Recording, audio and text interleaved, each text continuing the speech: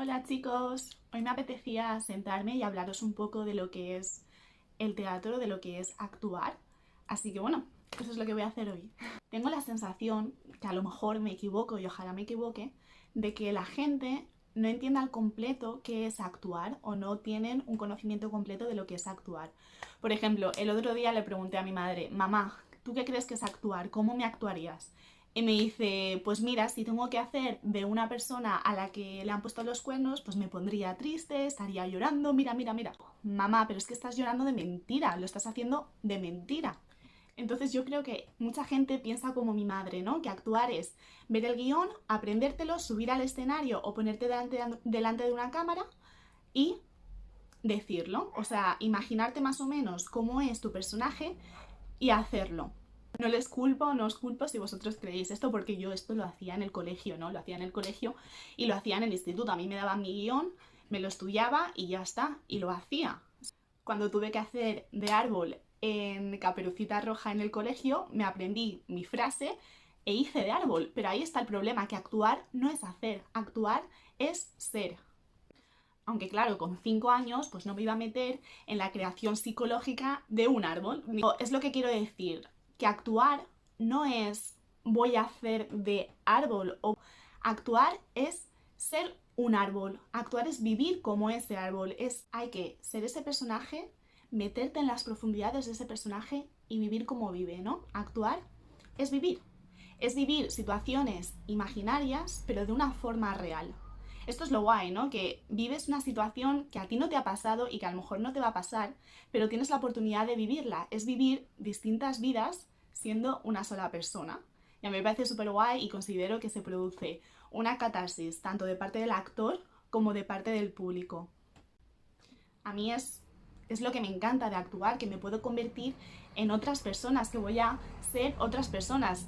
Cuando creas un personaje o cuando te conviertes en ese personaje, vas a convivir con él o con ella, va a ser una parte de ti y a veces se va a parecer a ti o a veces no va a tener nada que ver contigo. Yo creo que cuando no tiene nada que ver contigo es muchísimo mejor porque sales de tu zona de confort, sales de lo que eres tú y vives otra experiencia.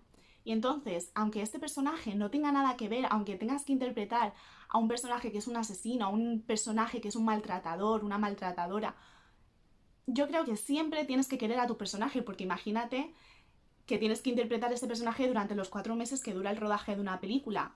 Vas a estar viviendo con ese personaje y al final pues lo vas a tener que querer. Es que al final a vuestro personaje le vais a encontrar una herida emocional, que ya voy a hablar de esto más adelante, una herida emocional que os la va a dar el propio guión o os la inventáis vosotros, y esa herida os va a hacer entender por qué vuestro personaje es así y os va a hacer quererlo.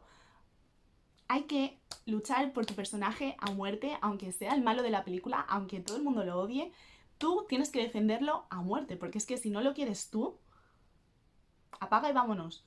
Entonces, actuar también es un trabajo de creación de personaje, un trabajo en el que te tienes que crear a lo mejor tú, tu personaje, y tienes que llevar tú a cabo esa creación psicológica. Porque, por ejemplo, imaginaos que os dan un guión, que os dan este guión. Esto es lo único que tenéis, es la única información. Como podéis ver, solamente hay como una frase por personaje. Entonces, os dan esto y os dicen, para la clase que viene lo que quiero es una presentación de personaje. Y tú te quedas, ¿cómo que una creación de personaje si literalmente tengo 5 palabras cada vez que hablo y en ninguna me dan información de cómo me llamo, de cuántos años tengo, de qué trabajo? Nada. Y muchas veces no vas a poder ver la película, no vas a poder ver la serie de donde viene ese cacho, porque es que inconscientemente si os veis la película o os veis la serie de donde os dan el guión, pues vais a querer actuar como lo hacen los actores y entonces no va a ser vuestro del todo. Pues es un trabajo de creación, de imaginación, y es el momento en el que, ala, os podéis crear la vida que queráis, pero luego, claro, tiene que coincidir un poco con el contexto. Entonces, por ejemplo, en este otro guión, por el contexto o por lo que te dice el otro personaje, si te dicen, tienes una casa preciosa.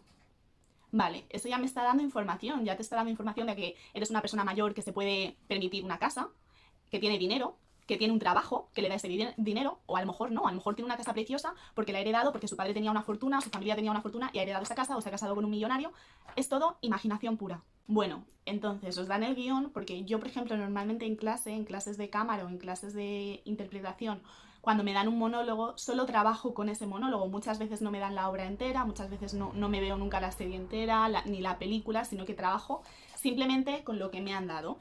Entonces, una vez que tú ya lo has leído y que le has dado un nombre a tu personaje, le has dado una vida, etcétera, lo que hacemos es un análisis del guión, que como podéis ver, pues son todos estos apuntes que tengo por aquí, ¿no? Esto del análisis del guión tiene un poco que ver con el método de las acciones físicas de Stanislavski. En este que el sistema de Stanislavski tenía que ver con un método de actuación orgánica buscando una verdad escénica, que a mí esto de Stanislavski es una de las cosas que me gustan un montón, que para él lo importante no era el resultado, sino el proceso para llegar a ese resultado, que eso es yo lo que creo siempre lo digo, ¿no? Lo importante no es la cima de conseguir que el día de la actuación te salga genial, que eso también es importante, sino el camino que has conseguido durante todas las actuaciones, durante todos los ensayos, el haber encontrado a tu personaje. A mí eso ya me parece increíble, el haber encontrado esa emoción, aunque el día de la muestra no lo hagas bien. Entonces, ¿en qué consiste el análisis del guión? Lo primero es tener claro cuál es el objetivo de tu personaje dentro de la escena, dentro del monólogo. Esto te lo va a dar el propio guión o te lo va a dar tu herida emocional. Una vez que tienes el objetivo, también tienes la motivación. El objetivo es lo que el personaje quiere y la motivación es la razón por la que el personaje quiere conseguir ese objetivo. También tienes que preguntarte qué estoy haciendo en la escena, por qué lo estoy haciendo, dónde estoy situada en el entorno, si estoy en una casa, qué temperatura hace, si estoy en un lugar en el que ya he estado antes, un lugar que me afecta. También una cualidad. En todo el guión a lo mejor estás todo el rato juzgando, a lo mejor estás todo el rato criticando. Es una cualidad que va a teñir todo el guión. Y también tienes que buscar adjetivos o características. Pues a lo mejor tengo todo el rato miedo, a lo mejor estoy perdida. Hay que hacerse las preguntas todo el rato, con todas las frases que tengas del guión. Todo es súper importante. Imaginaos, aquí mi primera frase es: ella lo sabe, ¿qué le has contado? Aquí tienes que saber quién es ella, de quién estás hablando, qué es lo que sabe. Tú tienes que tener en la mente qué es lo que sabe y visualizarlo. Una frase te está dando un montón de información. Tienes que visualizar quién es ella, tienes miedo, ¿no?, de que esa persona se entere y por eso estás yendo a por la otra persona a preguntarle. Y das por hecho que soy una traidora. Y responden: como tal te portas al venir aquí. Aquí ya te están diciendo que están en un lugar donde ella no quieren que esté porque es como una traición para ella. ¿Por qué? Pues dejas que tu imaginación vuele. A lo mejor no me gusta este lugar porque crecí aquí de pequeña y me maltrataron. A lo mejor no me gusta este lugar porque aquí fue donde perdí a mi hija. Cuando tú tienes ya tu objetivo y tu motivación, eso te va a dar un conflicto, porque tu conflicto va a ser intentar conseguir ese objetivo de todas las maneras. Ese conflicto te va a generar una acción y esa acción te va a generar una emoción. La emoción siempre te va a surgir, nunca hay que buscarla, porque si la buscas va a ser muy forzada y va a costar. No digas: ay Dios, tengo que llorar, este es mi momento de llorar, llora. No, eso surge. Tú haces y la emoción viene a ti. Todas estas preguntas, lo del objetivo, la motivación, el qué haces, el para qué lo haces, el entorno, la cualidad, forman parte de tu monólogo interno. Y tu monólogo interno se va a llenar cuando encuentres la herida emocional del personaje. A mí esto me parece súper importante porque es lo que te va a unir al personaje y es lo que hace que el personaje sea como es. La herida emocional es un trauma o es algo, una vivencia que ese personaje ha tenido y le ha marcado y va a estar toda su vida siendo como es por esa herida. Es lo que dije en mi vídeo de La Casa de Papel. Tokio es como es porque su madre la traicionó. El profesor es como es por lo que le hicieron a su padre. Voldemort es como es porque su padre le abandonó. Ese es el trauma, esa es la herida que tienen y que les va a marcar el resto de su vida y que les va a convertir en lo que son. ¿Cómo encontramos la herida de nuestro personaje? Vale, esto también es un trabajo de pura imaginación o de creación, al menos que pues estéis en una serie y ya el guionista os diga exactamente lo que ha pasado. Pero muchas veces os lo vais a tener que imaginar vosotros. Os voy a poner un ejemplo, os voy a leer un mini monólogo para que veáis, para que se vea más claro. Por ejemplo, ¿no? Me pegaba. Él era un profesor ayudante cuando yo estaba en el primer año de universidad. Me persiguió durante semanas para que tuviéramos una cita. Me enviaba flores y declaraciones hasta que finalmente dije que sí. Dije que sí a la cita. Dije que sí a ir a un mirador a ver la puesta del sol. Y entonces empezó a besarme y a tocarme y dije que no. Y seguí diciendo que no. Y me enfrenté a él. Luché tanto como pude, pero él no iba a aceptar un no por respuesta. Así que 9 meses después tuve un bebé. Te tuve a ti. Y entonces, 5 días después, ya no.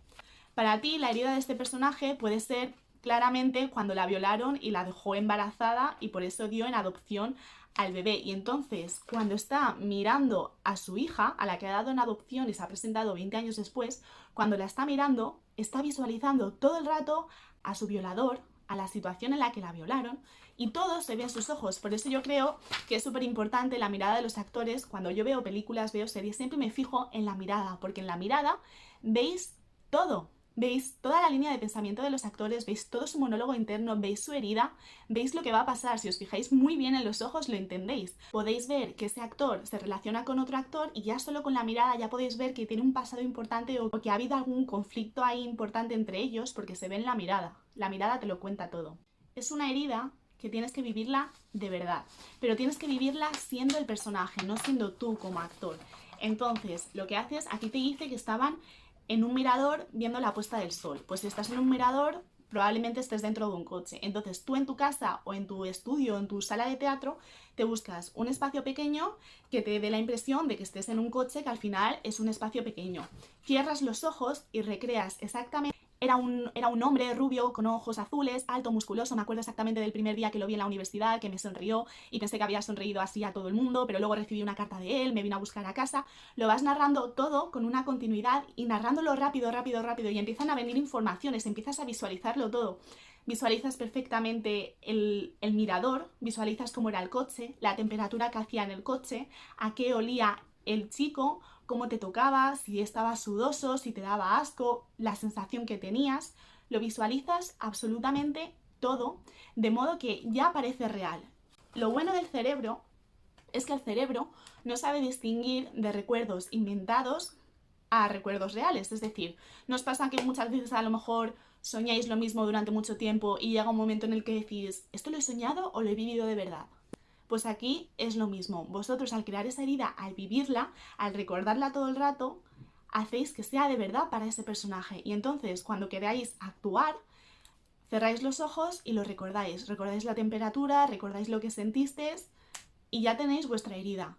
Entonces, cada vez que veáis a la hija fruto de la violación, vais a ver en ella todo lo que vivisteis.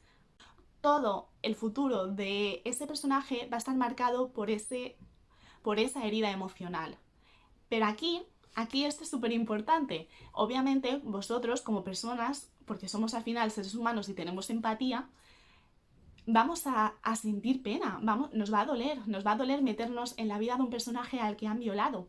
Por eso aquí es muy importante saber diferenciar al actor del personaje. Es decir, vosotros cuando entréis en vuestra aula, en vuestro teatro, tenéis que dejar a vuestra persona y convertiros en vuestro personaje, pero sin contaminarlo, ¿no? Separarlo bien, porque es que si no al final os va a afectar. Por eso hay un montón de actores, por ejemplo la actriz Catherine Langford, que tuvo que estar yendo al psicólogo porque al final tenía que interpretar a una persona que se suicidaba y eso te afecta. O por ejemplo Heath Ledger interpretando al Joker, que se metió a lo bestia en la vida del Joker y al final le acabó afectando a él como actor, a él como persona.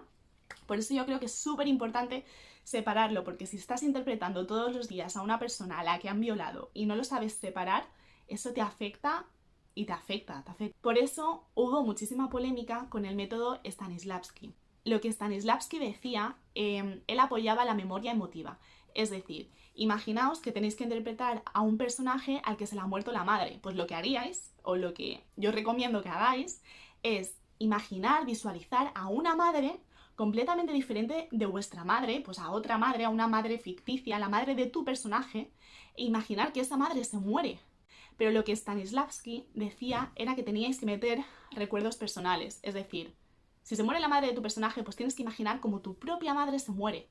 Entonces, imaginaos tener que vivir esa situación durante 4 meses. A mí ya el pensar en mi madre muriéndose, pues me hace pupa. Pues imaginaos repetirlo todos los días. Y eso era la memoria emotiva de Stanislavski, hacía que sus actores tuviesen recuerdos reales. A mí eso me parece que al final te toca a ti como actor y tiene que ser muy duro, pero sacó a muy buenos actores porque esto se lleva a cabo en el Actors Studio, que está en Nueva York, Y en el Actors Studio se formaron Marilyn Monroe, se formó Al Pacino, se formó Marlon Brando, Paul Newman, y al parecer a todos les ha ido muy bien. Pero claro, al final es lo que dije en mi otro vídeo, ¿no? Al final cada actor le va a ir mejor un método que otro.